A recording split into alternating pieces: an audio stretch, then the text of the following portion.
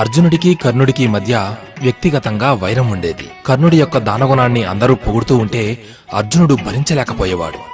ఓ రోజు కృష్ణుడి దగ్గరికి వెళ్లి, బావా, నేను కూడా దానాలు చేశాను.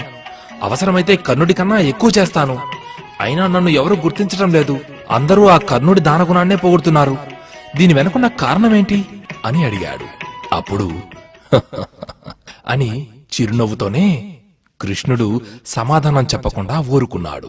ఈ సంభాషణ జరిగిన సాయంత్రమే అర్జునుడిని కృష్ణుడు సరదాగా బయటకు తీసుకువెళ్లాడు. అక్కడ వారిద్దరికీ ఓ బంగారు కొండ కనిపించింది.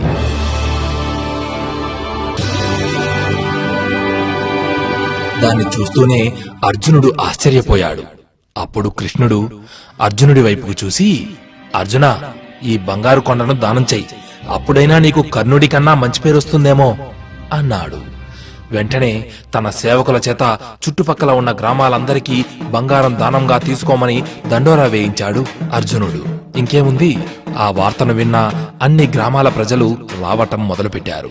అర్జునుడు ఆ బంగారు కొండను తవ్వించి చిన్న చిన్న ముక్కలుగా చేసి దానం చేయటం మొదలుపెట్టాడు. ఎంతమందికి దానం చేసినా సరే ఆ బంగారం మాత్రం తరగటం లేదు. జనం సంఖ్య కూడా అలాగే పెరుగుతూనే ఉంది. ఇక దానం చేసి చేసి చేసి అలసిపోయి అర్జునుడు, కృష్ణ, దానం చేయాలంటే చిరాకేస్తోంది అన్నాడు.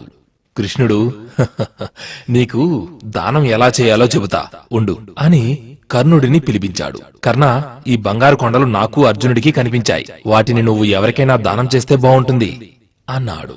కృష్ణుని మాటలు వింటూనే కర్ణుడు ఏం చేశాడో తెలుసా? అక్కడున్న ప్రజలందరి వైపు తిరిగి, ఈ కొండలు మీవి, వీటిని తవ్వి తీసుకెళ్ళండి అన్నాడు. ఇంకేముంది, ప్రజలందరూ తమకు కావలసిన బంగారాన్ని తీసుకెళ్లిపోయారు. అప్పుడు అర్జునుడితో కృష్ణుడు, అర్జున, నీకు మనసులో బంగారంపై ఆశ ఉంది.